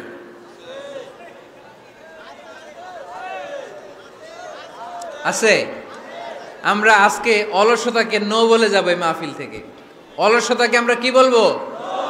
আওয়াজ করে বলতে হবে, অলসতাকে কি বলবো আমরা? মুমিনের জীবনে কোনো অলসতা নাই। অলস হয় মুনাফিকরা। অলস হয় কারা? চিল্লায় বলতে হবে। মুমিনরা অলস হয়? অলস হয় কারা? এজন্য কোরআনে আল্লাহ একথাও বলে দিলেন, ওয়াইদা কামু ইলাস সালাতি কামু কুসালা ইউরাউনান নাসা ওয়ালা ইয়াযকুরুনাল্লাহা ইল্লা কালিলা। সুবহানাল্লাহ পড়েন। মুনাফিকরা যখন মানুষকে দেখানোর জন্য নামাজে যায়, ওই নামাজে তাদের ইখলাস নাই, ওই নামাজের ভেতরে তাদের কোনো খুশু খুদু নাই, ওই নামাজের ভেতরে আছে শুধু অলসতা। ওই নামাজে কি আছে? কিন্তু আমরা যখন নামাজে যাই আমাদের অলসতা আছে? আমরা নামাজ পড়লে আমাদের হৃদয়টারে সজীব করে দেয় কে? আমরা উযু করলে আমাদের মনটাকে চাঙ্গা করে দেয় কে? আমরা মসজিদে ঢুকলে হৃদয়টাকে প্রাণবন্ত করে দেয় কে? মুমিন উযু করলে চাঙ্গা হয়। বিষ্ণু ঈসা ইসলাম বললেন, ইয়াকিদু শাইতানু আলা কাফিয়াতি রাসি আহাদিকুম ইদা নাম। খেয়াল করে শুনবেন লক্ষ্মীপুরের ভাইয়েরা, চমৎকার একটা হাদিস। আমরা যখন ঘুমোতে যাই, শয়তান আমাদের প্রত্যেকের মাথার পিছনে 3টা অলসতার গিট মারে। কয়টা? আওয়াজ করে বলেন। 3টা অলসতার গিট মারে। ইয়াকিদু শাইতানু আলা কাফিয়াতি রাসি আহাদিকুম সালাসা উকাব। 3টা গিট মারে যখন আমরা ঘুমোতে যাই। অলসতার 3টা গিট মেরে আমাদের কানের সামনে এসে ফিস ফিস করে মন্ত্র পড়তে থাকে, আলাইসা লাইলুন তাওয়িলুন ফারকুদ, আলাইসা লাইলুন তাওয়িলুন ফারকুদ। বিশাল লম্বা রাত, ঘুমাও। অনেক সময় আছে, ঘুমাও। রাত 5টা বেজে যাচ্ছে, তাহাজ্জুদের সময় শেষ হয়ে যাচ্ছে, তখনও শয়তান বলে রাত অনেক লম্বা, ঘুমাও। ফজরের সময় পার হয়ে যাচ্ছে, সূর্য উঠে যাচ্ছে, শয়তান বলে আলাইসা লাইলুন তাওয়িলুন ফারকুদ, এখনো অনেক সময় আছে, লম্বা লম্বা লম্বা চৌড়া রাত পড়ে আছে, তুমি ঘুমাও। বিশ্বনবী বললেন ফাইনিস্তাইকাযা ওয়া যাকারাল্লাহ ইনহাল্লাত উকদা। আমার উম্মতের কেউ যখন ঘুম থেকে জেগে ঘুম থেকে ওঠার দোয়া পড়া শুরু করে দেয়, অলসতার প্রথম গিটটা সাথে সাথে খুলে দেয় কে? আপনি ঘুম থেকে উঠেই যখন ঘুম থেকে ওঠার দোয়া পড়বেন, আপনার অলসতার প্রথম গিট খুলে দেয় কে? ঘুম থেকে ওঠার দোয়াটা কি? আলহামদুলিল্লাহিল্লাযী আহইয়ানা বা'দামা আমাতানা ওয়া ইলাইহিন নুশুর। প্রশংসা সে আল্লাহ, যে আল্লাহ আমাদেরকে লম্বা একটা ঘুম শেষে, মৃত্যু শেষে আমাদেরকে ঘুম থেকে উঠালেন। এই দোয়াটা পড়ার সাথে সাথে শয়তান যে 3টা গিট মারছে, ওই 3টার একটা খুলে দেয় কে? ফাইন তাওয়াদ্দা ইনহাল্লাত উকদা। ঘুম থেকে জেগে ঘুমের দোয়া পড়ার পরে যখন কেউ ওযু করে ফেলে, অলসতার দ্বিতীয় গিটটাও খুলে দেয় কে? ওযু করার পরে ফাইন সাল্লাত ইনহাল্লাত উকদা। নামাজের মুসল্লায় দাঁড়িয়ে যখন নামাজ শুরু করে দেয়, অলসতার 3 নাম্বার গিটটাও খুলে দেয় কে? 3টা গিট যখন খুলে দেয়, বিষ্ণু সাল্লাল্লাহু আলাইহি ওয়াসাল্লাম বললেন ফাআসবাহা নাশীতাল কলব। নাশীত, তখন মুমিন বান্দা সজীব হয়ে ওঠে, প্রাণবন্ত হয়ে ওঠে, উচ্ছ্বসিত হয়ে ওঠে। ওয়া ইল্লা খাবিসান নাফসি কাসলান। আর যদি ঘুমিয়ে থাকে, 3টা গিট তার মাথার পেছনে শয়তানের অলসতার লেগে থাকে, তাহলে তার দিনটা শুরু হয় অলসতা দিয়ে, আর সে হয় অলসতার রাজা। চিল্লায় এখন ঠিক কিনা? এজন্য আমরা কি অলস হতে চাই না কর্মঠ হতে চাই? কোন নবীরা কি অলস ছিলেন? পৃথিবীতে কোন নবী অলস ছিলেন? সব নবী কর্মঠ ছিলেন। বিষ্ণু সাল্লাল্লাহু আলাইহি ওয়াসাল্লাম বললেন মা বাআসাল্লাহু নাবিয়্যান ইল্লা রাআল গানাম। এই পৃথিবীতে এমন কোন নবী নাই যেই নবী বকরি চড়ায় নাই। কি চড়ায় নাই? বকরি রে আপনারা লক্ষ্মীপুরের ভাষা কি বলেন? কি বলেন? ছাগল।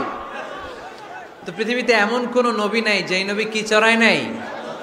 ছাগল চড়ায় নাই। সাহাবারা বললেন ইয়া রাসূলুল্লাহ আনতা কাযালিক, আপনিও ছাগল চড়াইছেন?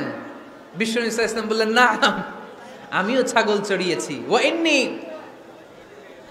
আরআহা আলা কারারাইতি আহলি মক্কা। আমি তো মক্কাবাসীদের অল্প কিছু পয়সার বিনিময়ে তাদের ছাগলগুলোকে চড়িয়ে দিতাম। সুবহানাল্লাহ পড়বেন না? বিষ্ণু সাল্লাল্লাহু আলাইহি ওয়াসাল্লাম ছাগল চড়াতেন। ছাগল চড়ানো সহজ কাজ না কঠিন কাজ? কেন কঠিন এটা? হ্যাঁ, টেরা খুঁটি মারে। হ্যাঁ, কি করে? বসে থাকতে হয়। তো ছাগল যারা পালে তারা জানে ছাগল পালা কত কষ্ট। ওরে ডানে টান দিলেও কই যায়? রশি ধরে বায়ে টান দিলে কই যায়? সামনে টানলে কই যায়? পিছনে টানলে কই যায়? সারা সপ্তাহ আপনি সময় পান না এটারে গোসল করাবেন। ভাবলেন আজকে জুমার দিন আমিও গোসল করি, এটারও গোসল করাই। এটারে আপনি পুকুর ঘাটে নিবেন, টান দিয়েছেন, ওর বাপের কিরা ও 1 ইঞ্চিও সামনে যাবে না। ঠিক কি না? এই টেরা প্রাণী আল্লাহর কি কি মহিমা! আল্লাহ তাআলা পৃথিবীর সবচেয়ে শ্রেষ্ঠতম মানুষদেরকে ছাগল চড়িয়ে ছেড়েছেন। ঠিক কি না? মা বাআসাল্লাহু নাবিয়্যান ইল্লা রাআল গানাম। এই পৃথিবীতে এমন কোন নবী ছিল না যে নবীরা ছাগল চড়ায় নাই। আল্লাহ বুঝাতে চাইলেন ছাগল চড়ানো অনেক কষ্টের কাজ, অনেক ধৈর্যের প্রয়োজন। এখন নবীরা তোমরা ছাগল চড়াও, কিছুদিন পর ছাগলের চেয়েও টেরা জাতি মানুষ চড়াইতে হবে। মানুষের মধ্যেও টেরা আছে না নাই? ভালো বললে ভালোটা বুঝে না, ডানে যেতে গেলে বায়ে যায়, বায়ে যেতে বললে ডাইনে যায়, এরকম আছে না নাই? সম্মানিত ভাইয়েরা, সমস্ত আম্বিয়া আলাইহিমুস সালাম ওনারা কর্মঠ ছিলেন। সাইয়েদনা আদম আলাইহিস সালাম নিজ হাতে চারা গাছ রোপণ করে চাষাবাদের কাজ করেছেন। সুবহানাল্লাহ পড়েন। সাইয়েদনা ইব্রাহিম আলাইহিস সালাম চাষাবাদের কাজ করেছেন। সাইয়েদনা দাউদ আলাইহিস সালাম নিজ হাতে যুদ্ধের জন্য যে পোশাক পরতে হয়, যেটা পরলে গায়ের মধ্যে ছুরি মারলেও ঢুকে না, ওই শিরস্ত্রাণ বানিয়েছেন, নিজ হাতে তলোয়ার বানিয়েছেন। সুবহানাল্লাহ পড়েন। সাইয়েদনা মুসা আলাইহিস সালাম ছাগল চড়িয়েছেন। সাইয়েদনা মুসা আলাইহিস সালামের মেজাজ নরম না গরম? নবীদের মধ্যে সবচেয়ে বেশি মেজাজওয়ালা নবী ছিলেন মুসা আলাইহিস সালাম। উনিও 8 থেকে 10 বছর সাইয়েদনা শুআয়ব আলাইহিস সালামের এরিয়াতে ছাগল চড়িয়েছেন। চিল্লায় বলেন সুবহানাল্লাহ। এজন্য নবীরা যেহেতু কাজ করেছেন, কর্মঠ ছিলেন, আমরাও কর্মঠ হব। ঠিক কি না? সাহাবারাও কর্মঠ ছিলেন। বিশ্বনবীর সাহাবারাও ব্যবসা করতেন। সাইয়েদনা আবু বকরের বিশাল ব্যবসা প্রতিষ্ঠান ছিল। সুবহানাল্লাহ পড়েন। আপনারা হজ উমরা করেছেন কে কে? দেখি, করছেন? মাশাআল্লাহ। যারা করে নাই আল্লাহ তাদেরকেও আল্লাহর ঘর জিয়ারতের তুমি নসিব করো। বিশ্বনবীর মাকবারার সামনে দাঁড়িয়ে আমরা যেন সালাম পেশ করতে পারি, তুমি নসিব করো। বাইতুল্লাহ শরীফে এবং মসজিদ নববীতে আমরা যেন সালাত আদায় করতে পারি, আল্লাহ তুমি নসিব করো। সাইয়েদনা আবু বকর রাদিয়াল্লাহু তাআলা আনহুর ব্যবসা প্রতিষ্ঠান ছিল মক্কার কাবা ঘরের পাশেই। ওনার ব্যবসা প্রতিষ্ঠানগুলো যেখানে ছিল ঠিক ওইখানেই সৌদি সরকার এখন শপিং মল বানিয়ে দিয়েছে, মাতজার আবু বকর। মক্কা শহরের যেখানে বহিরাগতরা এসে ওখানে ছাগল, ওখানে ঘোড়া, উট এগুলো রাখতো, আস্তাবল রাখতো, ঘোড়া আর উট যেখানে রাখা হতো ঠিক ওই জায়গায় সৌদি সরকার ওটার পার্কিং লট বানাই দিচ্ছে।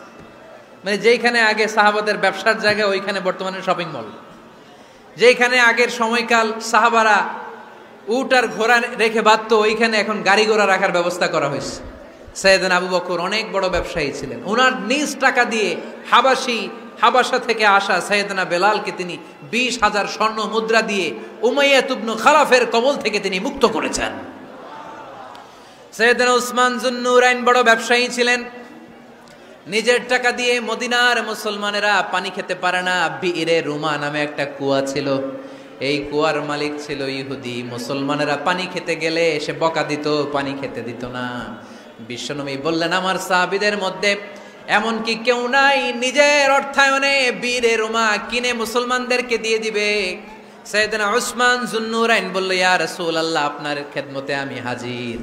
মুহূর্তের মধ্যে সাইয়েদনা উসমান যুন্নুরাইন নিজের অর্থায়নে বীরে রুমাটা কিনে মুসলমানদের জন্য সদকা করে দিয়েছে। তো ব্যবসা না করলে, কর্মঠ না হলে, উপার্জন না হলে সদকা করা যাবে? চিল্লায় বলেন, করা যাবে? সুনানে তিরমিজির বর্ণনা, বিষ্ণু ঈসা ইসলাম মক্কা থেকে যত সাহাবারা হিজরত করে মদিনায় এসেছে, মদিনাতে কোনো না কোনো সাহাবার সাথে বিশ্বনবী ভ্রাতৃত্বের বন্ধনে আবদ্ধ করে দিয়েছে। সুবহানাল্লাহ পড়েন। এজন্য মক্কা থেকে যারা এসেছে এদেরকে বলে মুহাজির। এদেরকে কি বলে? আর মদিনায় যারা ছিল এদেরকে বলে আনসার। এদেরকে কি বলে? আওয়াজ করে উত্তর দিবেন। মক্কা থেকে যারা এসেছে তাদের নাম, আর যারা মদিনার সাহাবী তাদের নাম আনসার। আজকে এই মাহফিলে লক্ষ্মীপুর এর বাইরে থেকে কারা কারা আসছেন দেখি?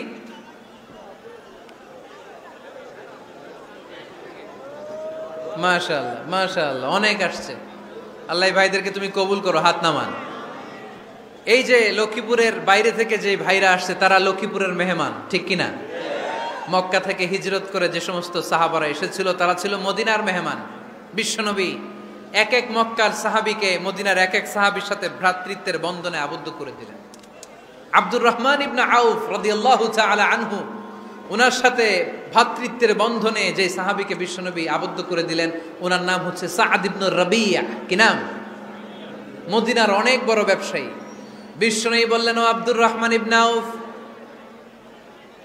সম্পদ ছেড়ে দিয়ে, পরিবার ছেড়ে দিয়ে, স্থাবর অস্থাবর সব ছেড়ে দিয়ে আল্লাহ রাসূলের ভালোবাসায় মক্কা থেকে মদিনায় এসেছো।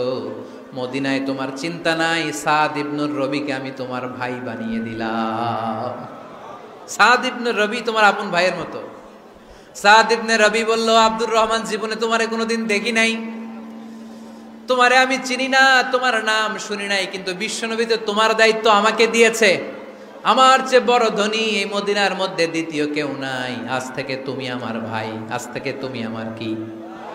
আল্লাহ আমাকে যত সম্পত্তি দান করেছে তার অর্ধেক সম্পত্তি আমি তোমার নামে দিয়ে দিলাম।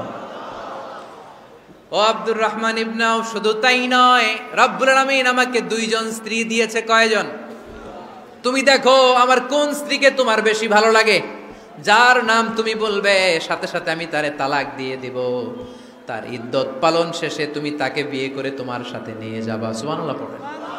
কারণ বিশ্বনবী তোমার দায়িত্ব আমার কাছে দিয়েছে, তুমি আমার ভাই, আমি মদিনার সবচেয়ে বড় ধনী, আমার অর্ধেক সম্পদ আমি তোমারে দিয়ে দিব, আমার 2 স্ত্রীর 1 স্ত্রীকে তোমারে দিয়ে দিব। সাইয়েদনা আব্দুর রহমান ইবনে আউফ এই কথা শুনে অবাক হলেন। অবাক হয়ে উনিও এক অবাক কথা বললেন। উনি বললেন, লা হাজাতা লি ফি ইয়া আখি, ও আমার প্রাণের ভাই, তোমার কথা শুনে আমার হৃদয়টা ভরে গিয়েছে, কিন্তু তোমার সম্পদেরও দরকার আমার নাই, তোমার স্ত্রীরও দরকার আমার নাই।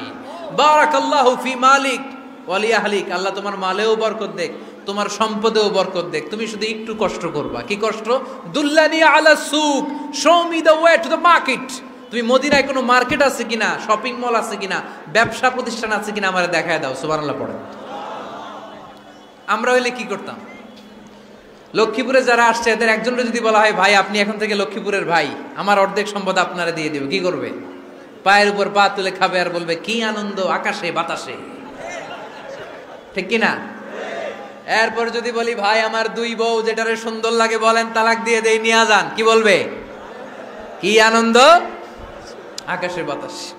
আল্লাহ রাসূলের সাহাবী আব্দুর রহমান ইবনে আউফ বললেন লা হাজাতা লি ফি, আমার দরকার নাই, দুল্লানি আলা সুক, just show me the way to market. এখানে মার্কেট কই আছে দেখায় দাও।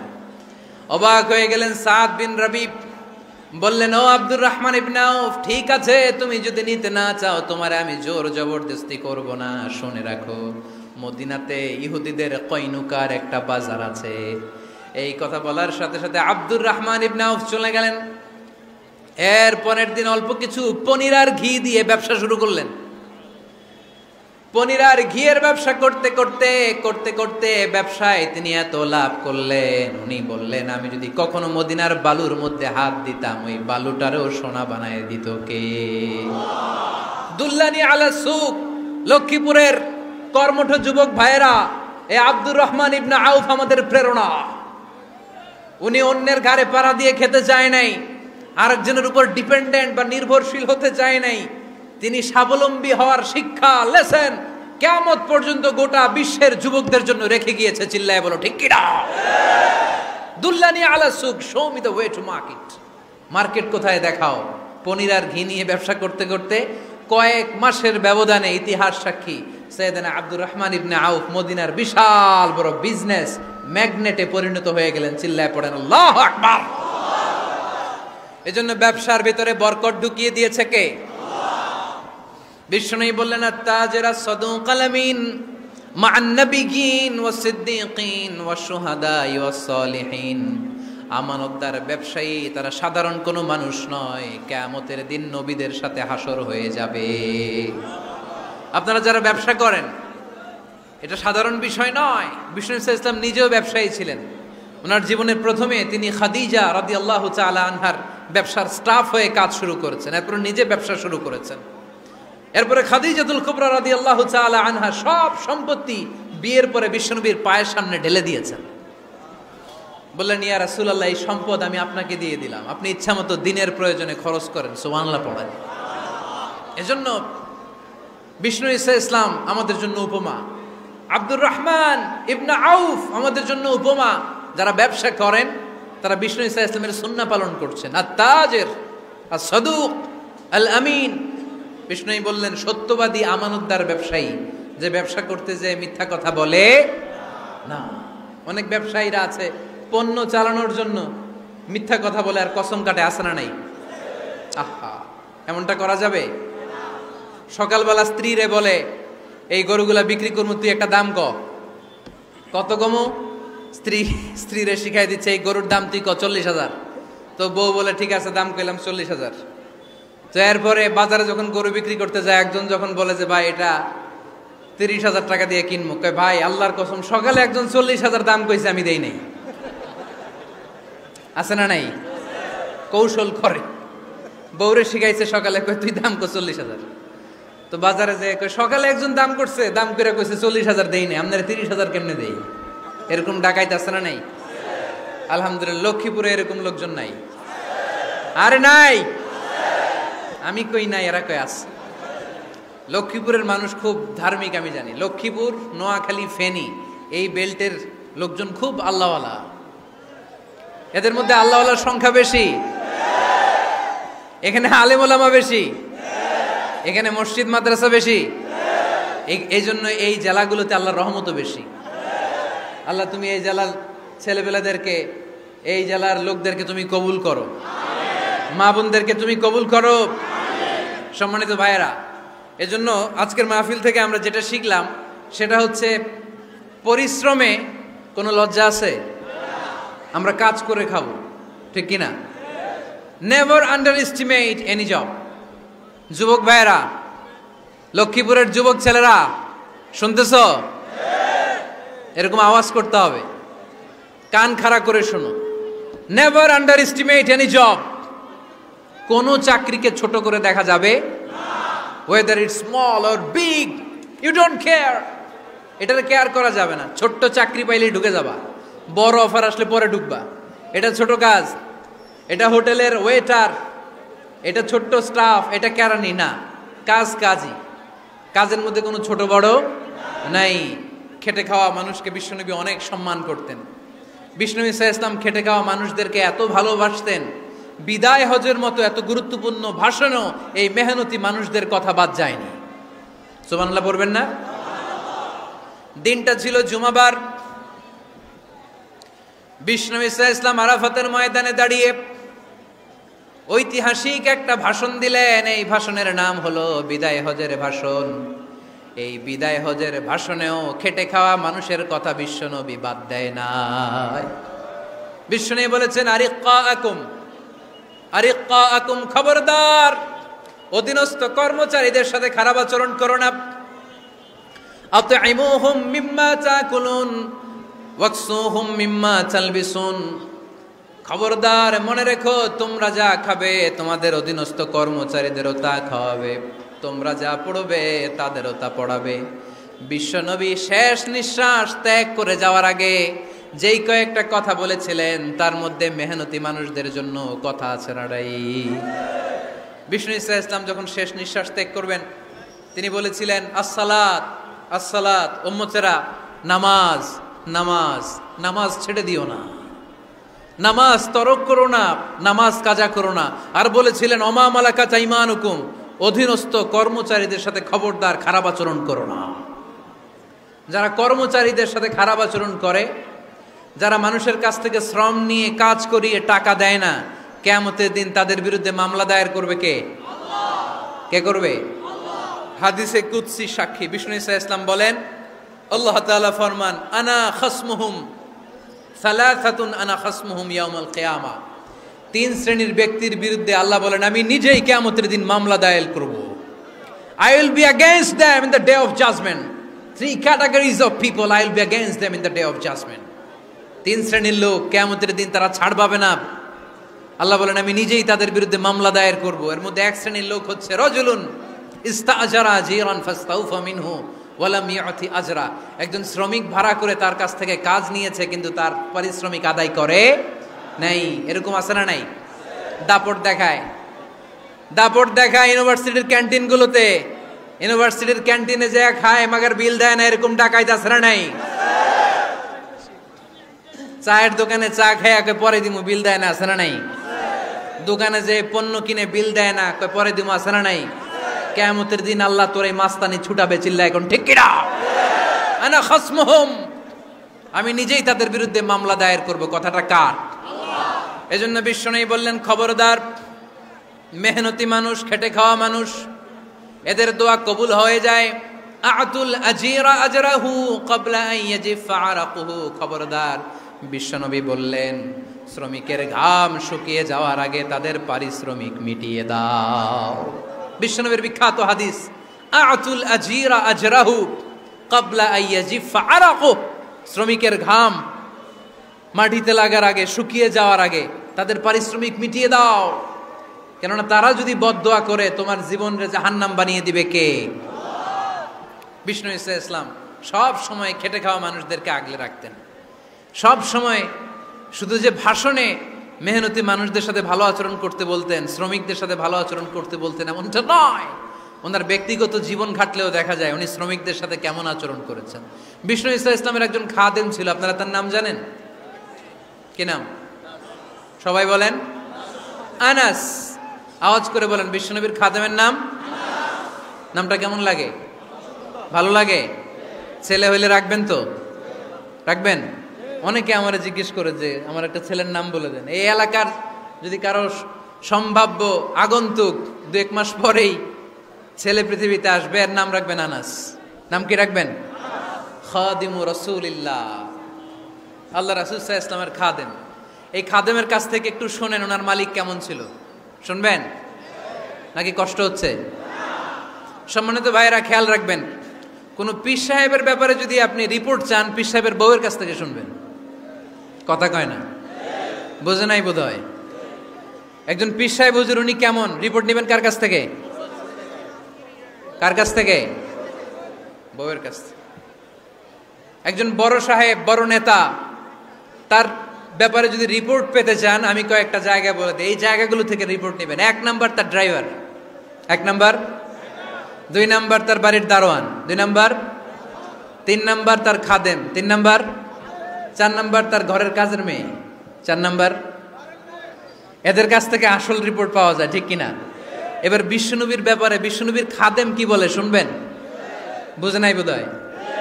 বিশ্বনবীর ব্যাপারে বিশ্বনবীর খাদেম কি কমেন্টস করছে শুনতে চান? খাদেমের নাম আরো জোরে বলতে হবে। আনাস রাদিয়াল্লাহু তাআলা, আনাস রাদিয়াল্লাহু তাআলা আনহু বলেন, বিশ্বনবী যখন মক্কা থেকে মদিনায় হিজরত করে আসলেন, মদিনার অলিতে গলিতে আনন্দের বন্যা বয়ে গেল। তলা আল বাদরু আলাইনা বলে সবাই বিশ্বনবীকে বরণ করে নিল, সবাই বিশ্বনবীর সাথে দেখা করতে আসলো। সবাই যখন আনসারী নারী পুরুষরা দেখা করতে যায়, আমার আম্মাও বলল, আনাস, মক্কা থেকে বিশ্বনবী এসেছে, চলো তোমারে নিয়ে দেখা করতে যাই। আনাসের মা আনাস রাদিয়াল্লাহু তাআলা আনহু তখন খুব ছোট্ট, তিনি যে দেখে মানুষের ভিড়ে আনাসকে নিয়ে সামনে যাওয়া যায় না। আর তিনি দেখলেন মদিনার অলিতে গলিতে মানুষের ভিড়, আনসারী, আবাল বৃদ্ধ বনিতা, নারী পুরুষ সবাই বিশ্বনবীর সাথে দেখা করছে। আর যারাই দেখা করছে হাতে কোনো না কোনো হাদিয়া নিয়ে বিশ্বনবীর সাথে দেখা করতেছে। সুবহানাল্লাহ কইবেন না? আনসারী যত সাহাবারা বিশ্বনবীর সাথে দেখা করতে এসেছে, কি নিয়ে আসছে? কথা কয় না। তাহাদাও তাহাব্বু, হাদিয়া দাও, একে অপরকে হাদিয়া দাও, তোমাদের মধ্যে ভালোবাসার বন্ধনকে বাড়িয়ে দিবে কে?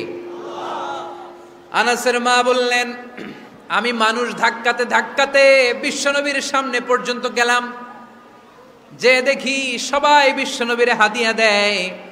আমি বিশ্বনবীর সামনে যে কাঁদো কাঁদো সরে বললাম, ইয়া রাসূলুল্লাহ, ইয়া হাবিবাল্লাহ, লাম ইউবকি রাজুলুন ওয়ালা ইমরাআতুন মিনাল আনসার ইল্লা ক্বাদ আতহাফাকা বিতুহফা। ও নবী, আমি দেখতে পেয়েছি আনসারী এমন কোন নারী নাই, এমন কোন পুরুষ নাই যে আপনাকে আপনার হাতে কোনো না কোনো হাদিয়া দেয় নাই। ওয়া ইন্নী লা আকদিরু আলা যালিকা মা উতহিফুকা বি। কিন্তু ইয়া রাসূলুল্লাহ, ইয়া হাবিবাল্লাহ, আমার কাছে তো কোনো টাকা নাই, আমার কাছে কোনো পয়সা নাই, আমার ঘরে এমন কোনো জিনিস নাই যেই জিনিসটা আমি আপনারে হাদিয়া দেব, ইল্লা ইবনি হাদা, আমার এই নার ছেঁড়া ধন কলিজার টুকরা সন্তান আনাস ছাড়া। ও আখিরি জামানার পয়গম্বর, আমি আমার কলিজার টুকরা আনাসকে আপনারে হাদিয়া দিয়ে দিলাম। ইয়া রাসূলুল্লাহ, মদিনার আনসারী এমন কোন নারী পুরুষ কেউ তো বাকি নাই যে আপনাকে হাদিয়া দেয় নাই, সবাই তো হাদিয়া দিল, কিন্তু আমি তো হাদিয়া দেওয়ার মতো আমার কাছে কিছু নাই। আপনারা কি হাদিস থেকে নেয়া এই গল্পটা বুঝতে পেরেছেন? কথাটা শুনতেছিলেন?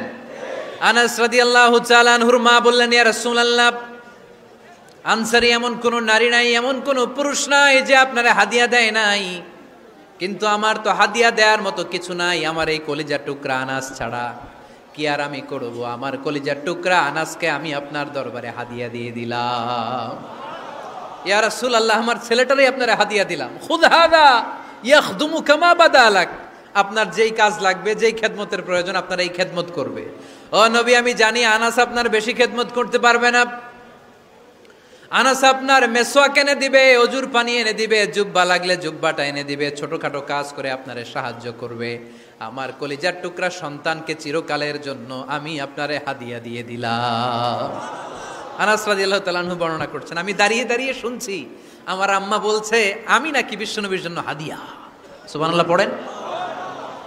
এবার খেদমত শুরু করলো সাইয়েদনা আনাস। ছোট্ট মানুষ কি আর করবে, কতটুকু খেদমত আর করতে পারবে? বিশ্বনবীর মেসওয়াকটা এনে দেয়। সুবহানাল্লাহ পড়েন। বিশ্বনবীর আতরের শিশিটা এনে দেয়, বিশ্বনবীর জাইতুনের তেলের বোতলটা আগিয়ে দেয়, বিশ্বনবীর জামাটা প্রয়োজনে বিশ্বনবীর হাতে এনে দেয়।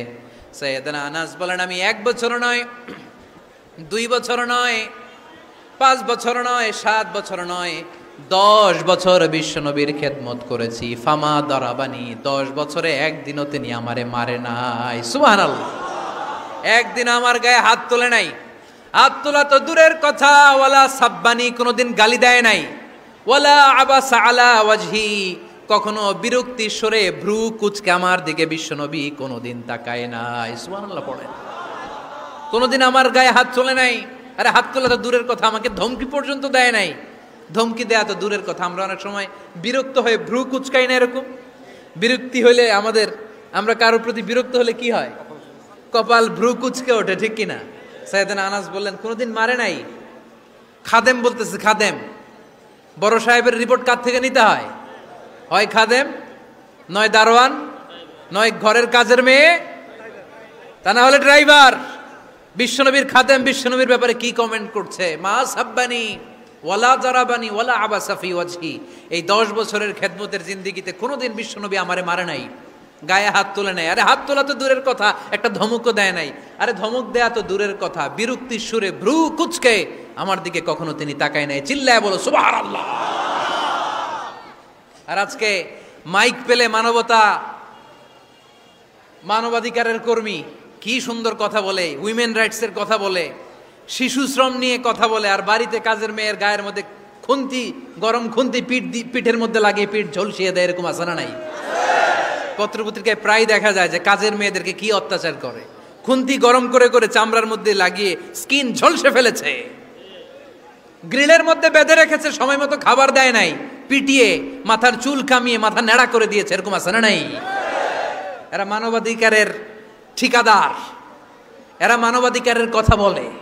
আর বিশ্বনবী সাল্লাল্লাহু আলাইহি ইসলামের খাদেম বিশ্বনবীর ব্যাপারে বলেছে কোনোদিন মায়ের তো দূরের কথা, হাত তোলা তো দূরের কথা, আরে ধমক দেয়া তো দূরের কথা, বিরক্তির চেহারা নিয়েও কোনোদিন বিশ্বনবী আমার দিকে তাকায় নাই। চিল্লায় পড়েন সুবহানাল্লাহ। বিশ্বনবী একবার সাইয়েদনা আনাস রাদিয়াল্লাহু তাআলা আনহুকে একটা ছোট্ট জিনিস আনতে পাঠালেন। সাইয়েদনা আনাস রাদিয়াল্লাহু তাআলা আনহু জিনিসটা আনতে যে মদিনার অলিতে গলিতে বাচ্চাদের খেলা দেখে জিনিস আনতে ভুলে খেলায় দাঁড়িয়ে গেলেন। ছোট মানুষ, ছোট্ট একটা বাচ্চা যদি আমার সাথে নেই, সে কি আমার প্রয়োজন বুঝবে? আমার সেন্টিমেন্ট যেরকম বাচ্চা কি ওটা টের পাবে? ছোট্ট আনাসকে বললেন আমার জুব্বা নিয়ে আসো। বিষ্ণু ইসলাম শাম দেশের জুব্বা পড়তো, বলতেন জুব্বা নিয়ে এসো। জুব্বা আনতে যখন বেরোলেন আনাস রাদিয়াল্লাহু তাআলা আনহু, দেখলেন মদিনার অলিতে গলিতে বাচ্চারা কুতকুত খেলে। কি খেলে? আপনারা খেলেন তো? এই খেলা দেখে আনাস রাদিয়াল্লাহু তাআলা আনহু ভুলে গেলেন যে বিশ্বনবীর জামা আনতে হবে। উনি ভুলে যে উনিও দাঁড়িয়ে খেলা দেখতে শুরু করলেন। এখন ঘন্টার পর ঘন্টা যায়, আনাসও আসে না, জামাও আসে না। বিশ্বনবী ভাবলেন হায় রে, আনাস মনে হয় ভুলে গিয়েছে, কি আর করা যাই, নিজের জামা নিজেই নিয়ে আসে। বিশ্বনবী বের হলেন জামা আনতে। বের হয়েই দেখে মদিনার গলিতে বাচ্চারা খেলতেছে, ওইদিকে আনাস রাদিয়াল্লাহু আনহু দাঁড়ানো। বিষ্ণু ইসলাম কিছু বললেন না, যে উনিও আনাস রাদিয়াল্লাহু তাআলা আনহুর পাশে দাঁড়িয়ে খেলা দেখতে আরম্ভ করলেন। সুবহানাল্লাহ পড়বেন না? সাইয়েদনা আনাস খেলা দেখতে দেখতে দেখতে দেখতে দেখতে দেখতে হঠাৎ বিশ্বনবীর দিকে চোখ পড়ে গেছে। বিশ্বনবীর চোখের দিকে যখন সাইয়েদনা আনাস রাদিয়াল্লাহু তাআলা আনহুর চোখ পড়ে গেছে, সাইয়েদনা আনাস বলে আমার কলিজাটা এখান থেকে এই দিকে চলে আসছে ভয়ে। কিসে? ভয়ে। উনি বললেন আমার গলা শুকিয়ে যেতে আরম্ভ করলো, কাঁপতে লাগলাম। হায় হায়, এখন আমার মনে পড়ছে বিশ্বনবীর জামা আনতে পাঠাইছিল, ভুলে গেছে খেলার আবেশে পড়ে।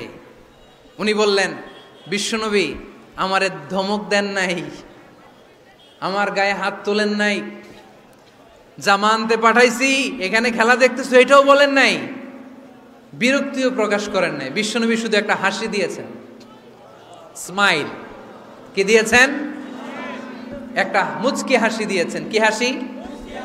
সাইয়েদনা আনাস বলে ওই যে ওই দিনের বিশ্বনবীর মুচকি হাসির শাসন মরার আগের দিন পর্যন্ত আমি আনাসকে সোজা রাস্তায় রেখেছি, আর ডানে বায়ে নেয় নাই। শাসন করতে জানলে লাঠি লাগে না, শাসন করতে জানলে ধমক লাগে না, শাসন করতে জানলে পিট্টি দেয়া লাগে না। মুচকি হাসি দিয়েও শাসন করা যায় কি যায় না? সাইয়েদনা আনাস বললেন কোনোদিন মারে নাই, কোনোদিন ধমক দেয় নাই, সব সময় আমাকে আদর করেছে। চিল্লায় পড়েন সুবহানাল্লাহ। এজন্য সব সময় বিষ্ণু ঈসা ইসলাম শ্রমিকদেরকে ভালোবাসতেন। শ্রমে কোনো লজ্জা নাই, লজ্জা হচ্ছে অলসতায়। আজ থেকে এই মাহফিল এই এত বড় আয়োজন, এত বড় গ্যাদারিং তখনই সার্থক হবে যখন আমরা এই সিদ্ধান্তে আসতে পারবো যে আমরা অলস সময় কাটাবো না, আমরা আমাদের এই সময়গুলোকে প্রোডাক্টিভ ওয়েতে কাজে লাগাবো, কোনো না কোনো কাজের সাথে জড়িত হব। Never underestimate any job, whether it's big or small, বড় হোক বা ছোট হোক, কোনো কাজকে আমরা ছোট করে দেখব না। যে কোনো কাজ করো না ভাই, যে কোনো কাজ করো তা যেন হয় সবার চেয়ে সবচেয়ে সুন্দর। আমাদের অবসর সময়গুলোকে কাজে লাগানোর দরকার আছে না নাই? আমরা নিজেদেরকে কর্মঠ করে কর্মজীবী হিসেবে, শ্রমজীবী হিসেবে নিজেদেরকে প্রতিষ্ঠিত করতে চাই। রাজি আছো মুসলমান? লক্ষ্মীপুরের যুবক ছেলেরা আওয়াজ করে বলো, পারা যাবে? লজ্জা কিসে? লজ্জা কিসে? অনেকে টাঙ্কি মারে, এদিক সেদিক ঘুরে আর বলে আমার আব্বা চেয়ারম্যান। আরে তোর আব্বা চেয়ারম্যান, তুই কি? কয় আমার আব্বা MP, member of the parliament. আরে তোর বাবা এমপি, এটা তো তার গৌরব, তোর কি আছে সেটা বল। এজন্য নিজের পায়ে দাঁড়াবো। অলসতার সাথে আমাদের কোনো সম্পর্ক। আজকের এই মাহফিল থেকে আমরা অলসতা, অকর্মণ্যতাকে নো বলে দিলাম। অলসতাকে আমরা কি বললাম? আরো জোরে বলতে হবে, অলসতাকে কি বলবো? আর সব সময় কর্মঠ থাকবো, এনার্জেটিক থাকবো, নিজের পায়ে দাঁড়াবো, আইডিয়া জেনারেট করব, এন্টারপ্রেনার হওয়ার চেষ্টা করব, নতুন নতুন উদ্যোক্তা হওয়ার মাধ্যমে আমরা আমাদের নিজেদের ভাগ্য পরিবর্তনের চেষ্টা করব। কারণ আল্লাহ বলেছেন, ইন্নাল্লাহা লা ইউগাইয়িরু মা বিকাউমিন হাত্তা ইউগাইয়িরু মা বিআনফুসিহিম। আল্লাহ তাআলা ততক্ষণ পর্যন্ত কোনো জাতির ভাগ্যের চাকার পরিবর্তন করে না যতক্ষণ পর্যন্ত ওই জাতি নিজে নিজের ভাগ্যের চাকার পরিবর্তন করতে না চায়। চিল্লা এখন ঠিক কিনা? লাকাদ খালাকনাল ইনসানা ফি কাবাদ। আমি মানব জাতিকে কষ্ট সহিষ্ণু আর কর্ম সহিষ্ণু করে তৈরি করেছি। স্রষ্টা আমাদেরকে সৃষ্টি করে এক সংগ্রামে ঠেলে দিয়েছে। এখানে সংগ্রাম না করলে বেঁচে থাকা যায়? আমাদের সংগ্রামটা শুরু হয়েছে যখন আমরা মায়ের পেট থেকে বেরিয়েছি, ঠিক কিনা? একটা বাবার স্পার্মের মধ্যে 2 কোটি যদি শুক্রাণু না থেকে সেখান থেকে সন্তান হয় না। তার মানে এই 2 কোটি শুক্রাণুর মধ্য থেকে আপনি একজন সফল মানুষ, যিনি বাকি 2 কোটির মধ্য থেকে সব শুক্রাণুগুলোকে হারিয়ে আপনি সফল হতে পেরেছেন। সেখান থেকে দুনিয়ার বুকে আপনি যখন এসেছেন, আপনাকে সংগ্রাম করে আসতে হয়েছে। যারা সিজারের মাধ্যমে পৃথিবীতে আসে তাদের এই সংগ্রামটা থাকে না, কিন্তু যারা নর্মাল প্রসেসে পৃথিবীতে আসে তাদের প্রচণ্ড সংগ্রাম করে, প্রচণ্ড চাপা খেয়ে পৃথিবীতে আসতে হয়, ঠিক কিনা? কারণ আমাদের সাইজ ছিল অনেক বড়। আমাদের মায়ের যে অঙ্গটা দিয়ে আমরা পৃথিবীতে আসব, ওই জায়গাটা ছিল খুবই সরু। আমাকে সংগ্রাম করে, আমাকে যুদ্ধ করে, আমার নিজের অস্তিত্বের প্রমাণ দিয়ে চিৎকার মেরে এই পৃথিবীতে আসতে হয়েছে। চিল্লায় বলো ঠিক কিনা? এজন্য এই পৃথিবীর বুকে আমরা যতদিন থাকবো সংগ্রাম করে বাঁচতে হবে, ঠিক কিনা? পরিশ্রমে লজ্জা আছে? লজ্জা কিসে? মনে থাকবে লক্ষ্মীপুরের ছেলেরা, যে আয়াত দিয়ে শুরু করেছি সে আয়াত দিয়ে শেষ করছি। যখন সালাতের সময় হয় মসজিদে যাব, আর সালাত যখন শেষ হয় তখন মসজিদের বাইরে আমরা কাজে নেমে পড়বো। রাজি আছি তো? ফাইদা কুদিয়াতিস সালাতু ফান্তাশিরু ফিল আরদি ওয়াবতাগু মিন ফাদলিল্লাহ ওয়াযকুরুল্লাহা কাসীরান লাআল্লাকুম তুফলিহুন। যখন তোমাদের সালাত শেষ হয়ে যায় তখন তোমরা কর্মস্থলে ছড়িয়ে পড়ো, আল্লাহর রিজিক তালাশ করো, তাহলে তোমাদেরকে সফল বানাবে কে? আল্লাহ আমাদের সবাইকে কথাগুলো বুঝার ও আমল করার তৌফিক দান করুক। আমরা পড়ি আমিন। সুবহানাকাল্লাহুম্মা বিহামদিকা আশহাদু আল্লা ইলাহা ইল্লা আনতা আস্তাগফিরুকা ওয়া আতুবু ইলাইক। Rose TV 24. Enjoy by listening to the Holy Quran.